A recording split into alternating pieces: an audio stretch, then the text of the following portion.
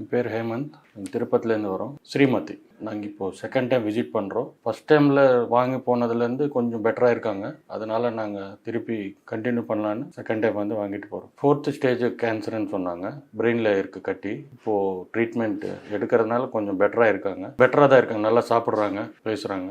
Okay. 30 இங்கேருந்து வாங்கிட்டு போன ஒரு 10 டேஸ்லேயே டிஃப்ரென்ஸ் தெரிய வந்தது. நல்லா சாப்பிட்றாங்க. அதுக்கு முன்னாடி ஹாஃப் இட்லி தான் சாப்பிட்டாங்க. இப்போ நல்லா பசி எடுத்துக்கிட்டான்றாங்க, சாப்பிட்றாங்க நல்லா. 6 இயர்ஸ் பிஃபோர் ஒரு சர்ஜரி பண்ணோம் பிரெஸ்ட் கேன்சருக்கு. அதுக்கப்புறம் கண்டினியூ செக்அப் பண்ணிட்டு இருந்தோம். ஒரு லாஸ்ட் இயர் டிசம்பர்லேருந்து தெரிய வந்தது எங்களுக்கு.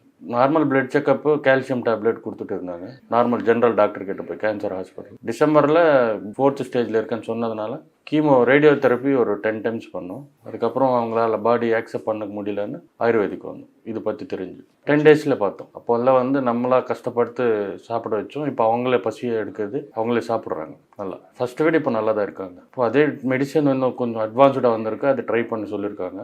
அது ட்ரை பண்ணி பார்ப்போம். நல்லா இருக்குது, சாப்பிட்றாங்க. நான்வெஜ் வேணான்னாங்க. வீக்லி ஒன்ஸ் ஃபிஷ் கொடுக்க சொன்னாங்க. எக் ஒயிட்ஸ் டெய்லி கொடுக்க சொன்னாங்க.